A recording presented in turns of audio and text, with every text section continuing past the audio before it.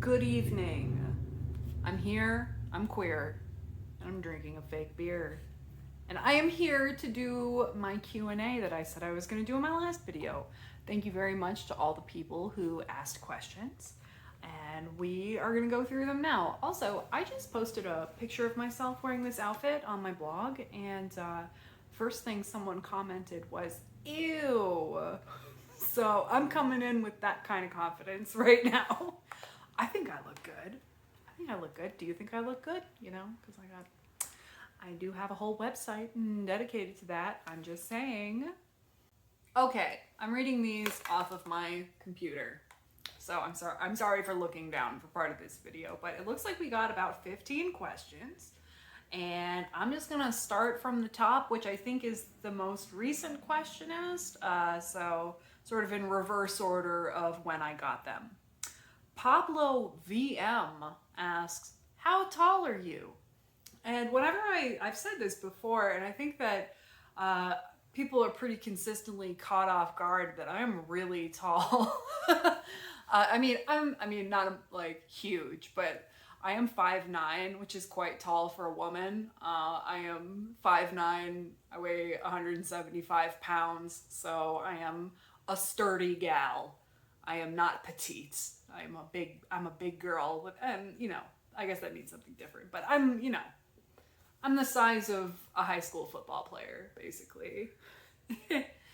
Then our next question. Oh, thank you, Pablo.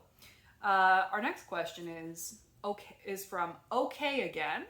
They said, what factors contributed to your earnest, genuine relationship with the internet in its totality? I think that I play my own authenticity up a little bit. I think that I decided that that's a characteristic that I have, but then I feel kind of gross about bragging on it because it feels conceited. And I guess part of it is that I have trouble feeling ashamed of myself for a lot of reasons that like society would tell me to feel ashamed of myself. I do feel shame, but it's for when I do bad actions. It's not for feelings I have or the experiences I've had, or a lot of maybe more socially taboo things that I've done that I don't personally value as being wrong. Like sleeping around a lot. I think that is what I'm hitting at here. In the past, or doing drugs, or being an alcoholic, or being abused as a child, and being molested and being mentally ill. Like I don't feel or being insecure. I don't feel ashamed of that, and I think that I also am just a very clear writer. So I think that I'm naturally gifted at expressing myself. Look at me, I'm so conceited. But thank you, Okay Again. And I know I've given different answers to that in the past, so don't come for me. Emily James asked several questions. We have 5 questions here from Emily James. Thank you. Not a question, but I'd love for Monkey to make an appearance. Well, Emily, he is sitting right here. You just hold on. Ugh. Say hi. Are you a good boy? Monkey is a cat who does not like to be confined. He does not like to be held when it is not his choosing. So I'm going to let him run off now. Say hi. You're still alive, still kicking. Which, actually, one comment, I'm going to maybe scroll to the bottom here and find out who left this comment. E Primify said, I had said that I just wasn't feeling very communicative, and so I had quit using my upload schedule. And he said, it's understandable you're mourning your cat. Now, my cat is still alive. And Tanya Barron said underneath this comment, her cat isn't dead. That is true. He's not dead, obviously. I just had him here. But you're both kind of right. You're both right. He isn't dead, but I am also mourning him because he is, he's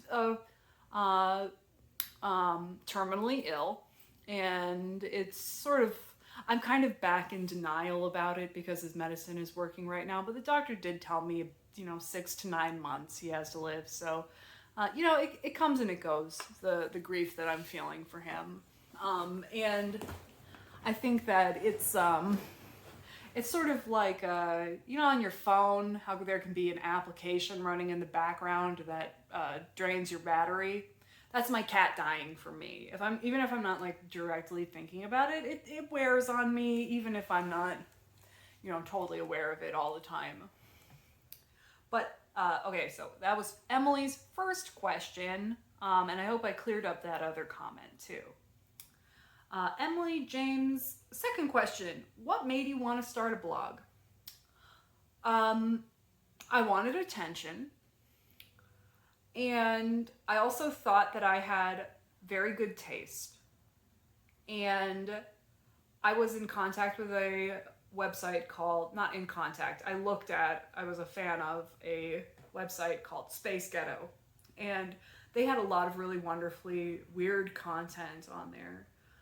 But it was also interspersed with the worst of the internet, gore and racism and anti-Semitism and all that.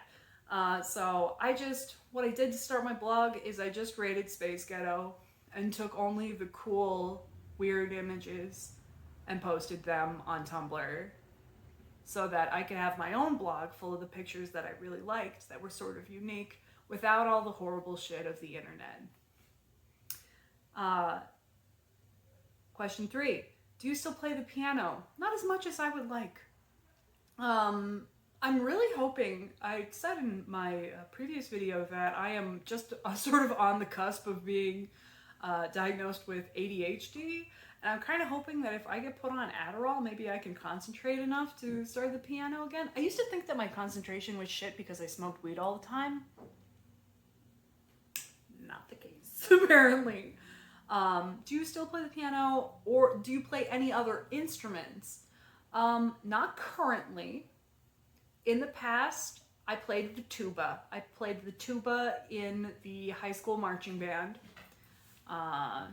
Up on one shoulder, not the sousaphone, not the wraparound one, the marching tuba. Like I said, I'm a sturdy bitch, so, and I hated it. And before that, I played the clarinet, and I hated that too. Question number 4. Do you like horror movies? I like horror movies. I wouldn't say that they are a genre I am particularly drawn to. I can enjoy a good horror movie, but it's not something I seek out. I sort of feel the same way about like sports. Like I can have fun watching some sports. I don't mind them. Good enough for me, but it's not something I'm really actively seeking out. Oh God, what was the name? So some horror movies I love. The Others with Nicole Kidman, I think is probably, it's top 2 for me. And then what is the name? Jacob's Ladder, starring young, sexy Tim Robbins, Prime Robbins. Yeah, watch that one too.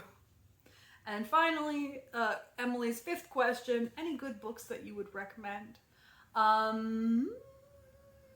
Actually, speaking of horror, a book that was a real standout for me that I just read in the last year was The Shining by Stephen King. Of course, I've seen the movie, but the book is way better. It is so superior to the movie. And I think that they made a lot of changes in the movie. Like people say that Stephen King doesn't like the Jack Nicholson adaptation of the book, and I can really see why. They significantly changed the story. And part of what is lost in the movie is that it is really about alcoholism. As I was reading it, I was like, wow, Stephen King is an alcoholic, or he is intimately connected with an alcoholic. And it turns out, yeah, he was an alcoholic, because it really gut punched me in a lot of ways, just in the addict feels. And it's just in general, it's superior too. So really recommend that one. All right, thank you, Emily James, for your question. The next one we have is from Esther. That's Eszter. I've never heard that spelling before. I've never seen that. Oh, it's not a question. It just says you need to line up some ready-made content for when you're sick. Haha. Yeah, no, I agree. I agree. I thought like maybe I could just film a grocery haul, or maybe I could do a story time and just sort of have that, you know, on file for whenever I don't feel like doing a video, but I don't have anything right now, so I've done it in the past. The next question is from Highball007. Would you share your Cocoa Puffs? I don't have any Cocoa Puffs right now, unfortunately. Right now I'm rocking some blueberry frosted mini wheats. But if a needy person were to show up in my apartment and they really needed some blueberry frosted mini wheats, yes, I would share them. I would share them. The next question is from a user called Fire. Would you rather know all of Ben Shapiro's secrets or have an immortal starfish? I'm definitely going with immortal starfish because that's a magical creature. I think, unless there are immortal starfish. I know there are immortal jellyfish, but whatever. I'd rather have a starfish. I'm only vaguely aware of who Ben Shapiro is. I've seen his face in memes, and I know he's a right-wing guy, and that he's like kind of weaselly, and he's got bad opinions, and that's really all I know about him.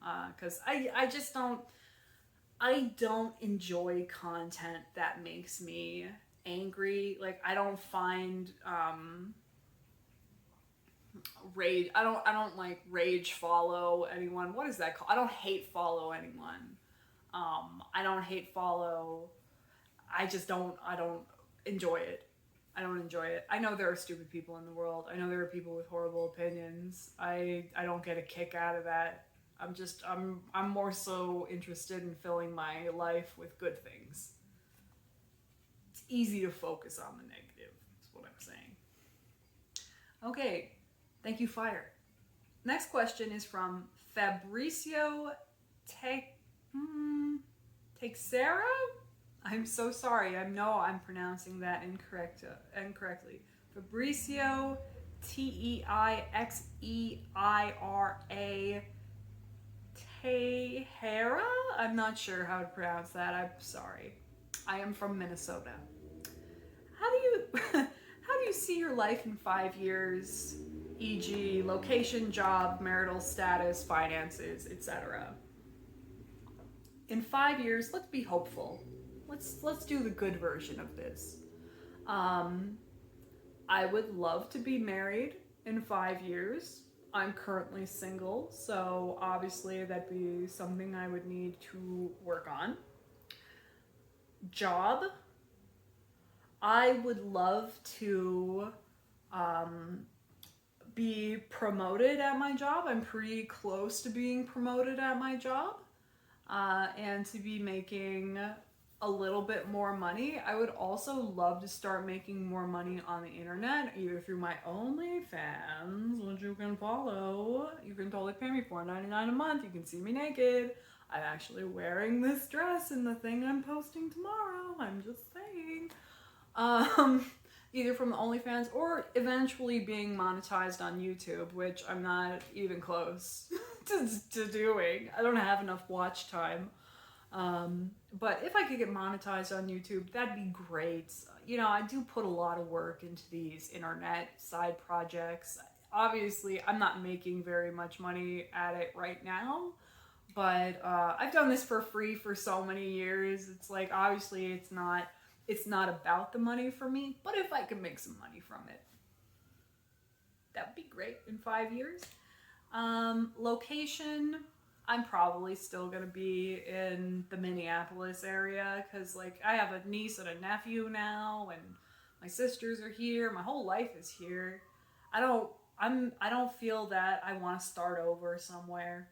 I'm probably still gonna be here, possibly in a house, maybe in a house. Could I save up a down payment for a house in 5 years? Maybe. And then finances. Oh, wait. Location, job, marital status, finances. Yeah, I think I covered it all. Thank you, Fabricio. Then our next question is from Leviathan. What do you plan to do with Monkey after he passes? Wow, this Q&A just got dark. Cremation and keeping/scattering the ashes, burial, taxidermy. I actually do know the answer to this because as some of you may remember, I actually scheduled Monkey to be euthanized about a month ago because he was doing so poorly. And then he made a miraculous recovery, so I get to keep him for a little while longer. Yay. And when they asked me on the forum, what do I want to do? I said I didn't want to keep his remains.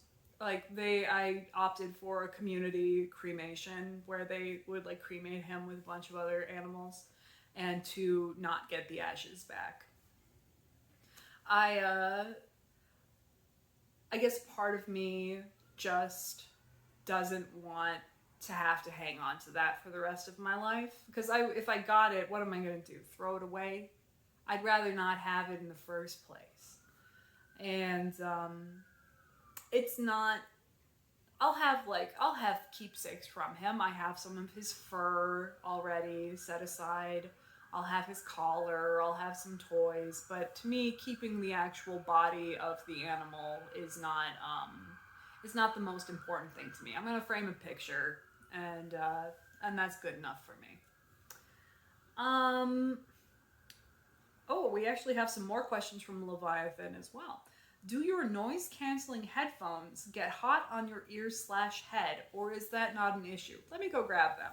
Okay, so these headphones, they've been great. They really have. Here's my problem with them. So they're great at sound canceling, but they're hitting this muscle right here that goes along the jaw, like right here, this muscle. And, the kind that, if you get, popped in your face or something,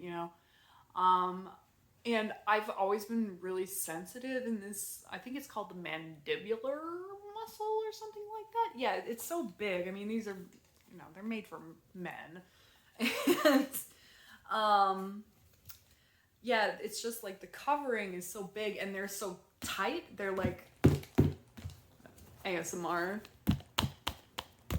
I don't know, that's not ASMR, that they sort of press on this muscle, and that is uncomfortable for me. I do have them as an emergency thing, if I'm getting really overwhelmed with my sensory stuff. But good thing for me is that is sort of happening less and less, because this anxiety medication that I'm on is helping a lot with that. I'm sorry, I'm kind of burpy. I ate a burger and some french fries for dinner. And then Leviathan's third question is, what is your gender/preferred pronouns? I am a cis lady and I use she, her pronouns. I know I've talked a little bit about some gender feels that I have, but I have not, and I don't think I will probably take the leap to a they. I probably won't. In fact, I'm gonna say I won't do that. So, cis lady, just your plain old, your plain old regular old bearded cis lady. Okay, thank you, Leviathan. Next question comes from Confuzzler123. What is the best advice you can give to others who also have PTSD? My best advice is that you have to do all of the work. Is that you need to do everything that you can to help yourself. Therapy, reading books. I recommend Complex PTSD from Surviving to Thriving by Pete Walker if you have complex PTSD. I recommend The Body Keeps Score by Bessel van der Kolk if you have any kind of PTSD. I want you to be open to sobriety, kicking toxic people out of your life. You need to do the work and don't give up. And as shitty as it is, as unfair as the whole situation is, you didn't ask for this. It is up to you to do this. And you can get help, but you have to ask for the help. And so that is my advice is shit don't change if shit don't change. That's my advice. Okay, next question. Tanya Barron says, would you ever do a mukbang?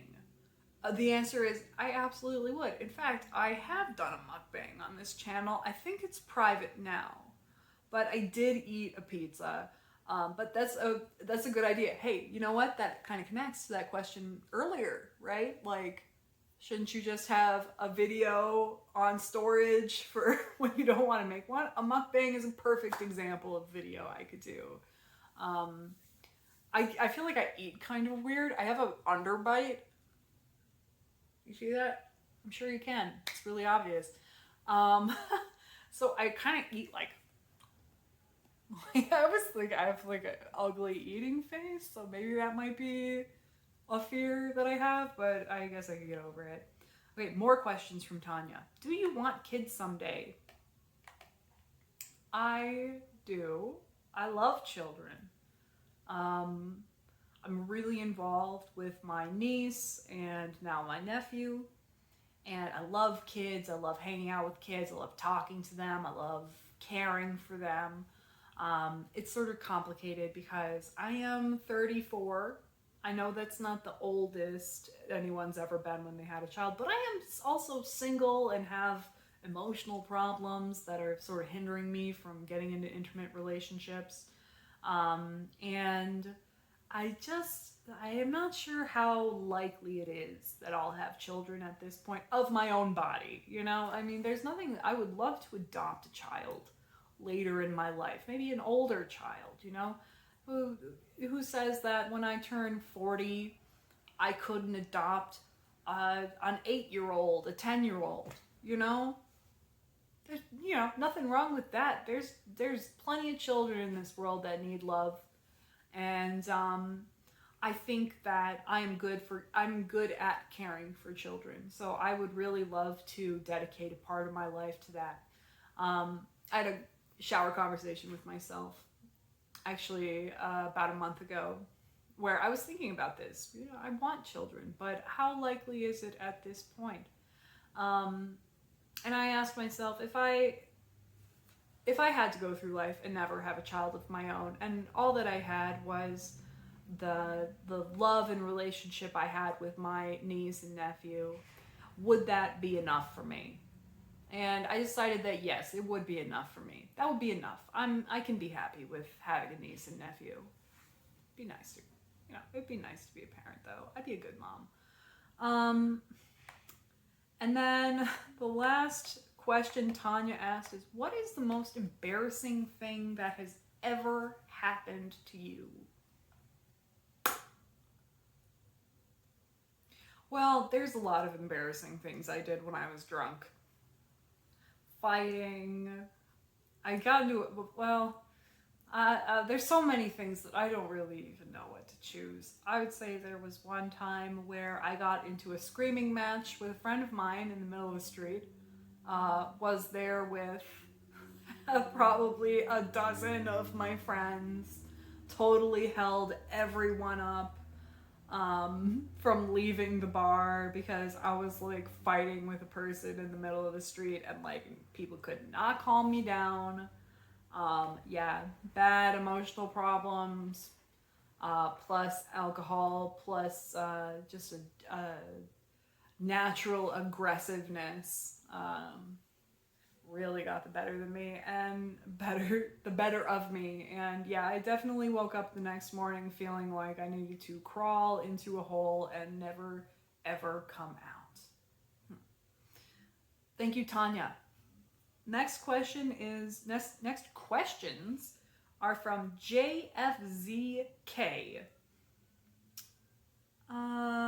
So we have 7 questions, and they said, please just choose ones you like. If there's too many, well, let's see.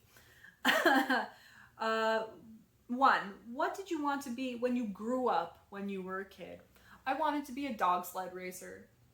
I don't know why I fixated on this career. I wanted to raise dogs and then race them in dog sled races. And it was serious enough to me. I would do like presentations about it at school. I actually went to a dog sled race in Minnesota here because we do have I don't know, a fairly famous dog sled race in the north of Minnesota, if you're wondering how fucking cold it is here. Yeah, and I was real serious about it for a while. Dream vacation. I would love to go. This is an odd answer. I would love to go either to, honestly, to West Virginia. I would love to go to West Virginia. I don't know if this is like my ultimate dream vacation, but like I would love to go to West Virginia. It's probably where I want to go next, because my father's family my dad died when I was 14, and I started doing Ancestry.com, and I didn't know anything. My dad is white, obviously, but I didn't know anything about his family history, and I'm not in contact with any members of his family. I'd heard once from him that we were maybe Scottish. Maybe he heard that someone was Scottish and they killed someone in a bar fight, and that's why they came to America. But I don't think that that's true, because in the Ancestry, I actually researched my father's family, and they have been living in the same 50 square mile radius of West Virginia, all of them, all of my ancestors, in this same, maybe 50 is underestimating, 100 square miles around Huntington, West Virginia, since the early 1700s. All of them are English and Scottish, like first wave settlers. And so my family on my dad's side has been living in this insulated little community for 300 years. And I would love to go there. Like I've learned some very interesting things about my ancestors. Not all of them good. Some of them good, though. And there are some cemeteries I would like to see. There are some historical places I would like to see. Some of my, I'll just say it. Like, some of my ancestors owned slaves. Some of my ancestors were abolitionists. And, because, when you get up that far, I mean, it's thousands of people I'm descended from, and like, I'm particularly intrigued by this set of ancestors I have who were disowned by their slave-owning parents because they were abolitionists. They moved into this one community and built an abolitionist church in West Virginia that still stands to this day. So I would really like to visit this church. I'm a nerd for my own ancestry. Okay. Question number 3. Favorite Chaplin film? That's a hard one. I'm gonna have to say Modern Times. Modern Times, always gonna have a soft spot or a warm spot in my heart, because it was the first Chaplin film I ever saw. And I loved it so much. I watched it over and over and over again. And, yeah, I would say that's probably my favorite one. I haven't watched it in a long time, actually. So, Modern Times 1, City Lights,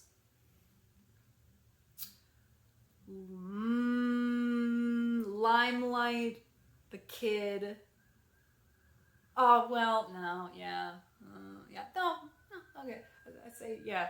Yeah, modern times. Actually, you know what? I can't even say it's modern times. I would have to say it's I mean, I know, first of all, I know that City Lights is a better movie than Modern Times. It just is. But actually, I think Limelight might be. I have a real soft spot for Limelight too. Maybe Limelight. I can't choose. What are my favorite Chapel movies? Modern Times, Limelight, um, City Lights, and The Gold Rush, probably. Those are my favorite. I can't choose. Um, Number 4, do you like listening to music? What kind? I have a very eclectic music taste, actually. I listen to music all the time. And I actually have a YouTube playlist that is my main source of listening to music. I've been collecting music on this YouTube playlist for about 4 years. 4 years, yeah. And every year, I've already started for this year, every year right around New Year's, I will go through and I listen to every song on the playlist again. I take out the ones that I don't like anymore. And so I have a very curated 500 song playlist that is basically the entirety of my my saved music. And I have the YouTube Music app, which just their suggestions are just fantastic. I found so much new music through that. I've been thinking about maybe making this playlist public. Would that be something you were interested in? Comment down below. JFZK's 5th question. Have you ever looked into psychedelics for mental health / healing purposes? No, I have not. Because I have done psychedelics for recreational purposes. I've done a lot of psychedelics. Okay. I'm one of these crazies who, my medicine alarm is going off. Sorry, medicine, you're gonna have to wait today. I'm one of these crazies, like, I would do like 5 hits of acid at a time. I have tripped balls. And I have, whatever psychedelics have to show me, I believe I've seen.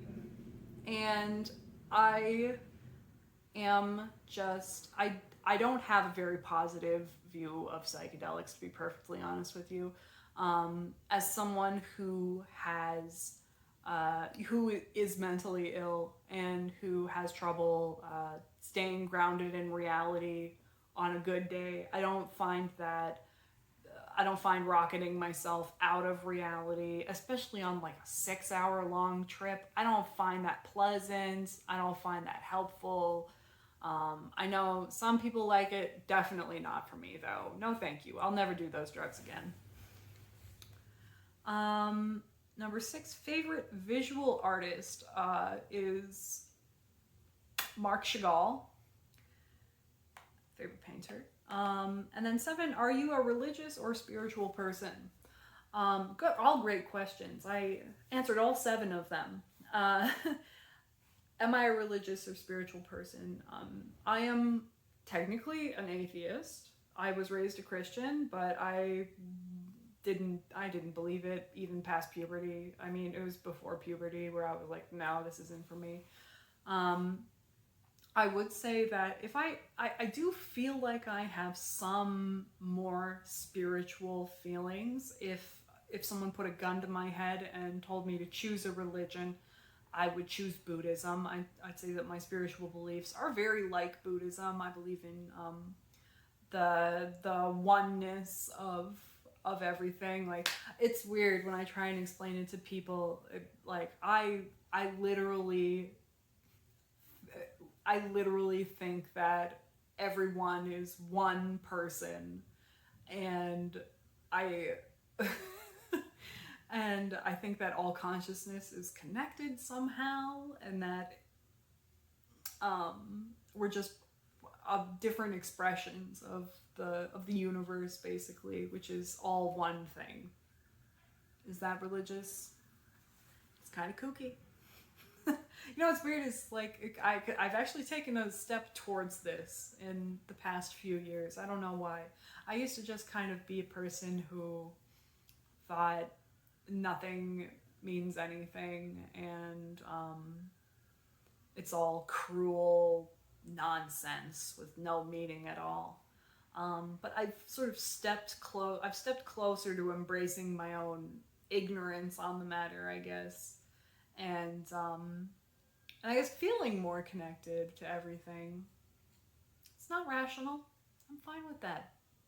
And I kind of, am a person who doesn't technically like believe in psychic powers either, but I kind of think I have them. I think kind of a lot of people in my family have them. Not in a way that is, well, actually there are some mediums in my family, but it's not certainly anything that I can control or that I have, it just happens, I guess. That's a weird thing to say right at the end of the video, isn't it? I also know from my ancestry that I have psychic ancestors too. Multiple. Like from the 1800s and stuff. I'm gonna have to do a video on that. Alright guys, and then my last comment is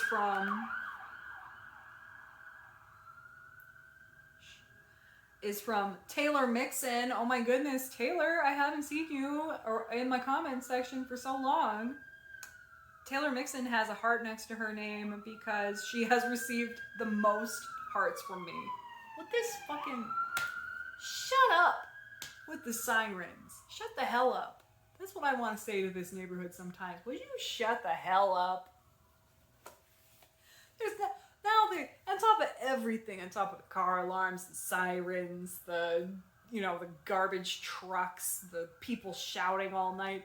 Now there's a guy who... More sirens. Now there's a guy who just stands outside all day long. Somebody better be dead.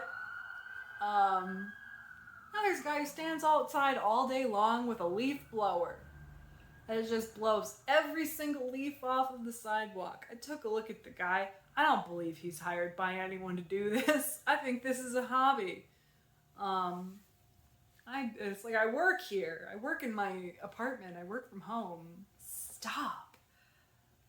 Taylor said, "You're never obligated to socialize or post. Glad to see you back. I'd turned off my notifications and just realized you've made several videos that I haven't watched yet." Yes, Taylor. I posted like 15 videos in September. And I am back. I'm back on my upload schedule. My plan is one day I post on my OnlyFans. The next day I post on my YouTube. OnlyFans, YouTube, OnlyFans, YouTube. So I'm sort of trading them off. One feeds the other. Yeah. So I guess that's it. All 40 minutes of it. I think I might have to post this tomorrow. That's a lot of editing. But thank you so much for asking questions. I'm glad that we got to know each other like this a little better. And I hope that you found this video entertaining. And I'll be back in 2 days. Day after tomorrow. Okay, bye.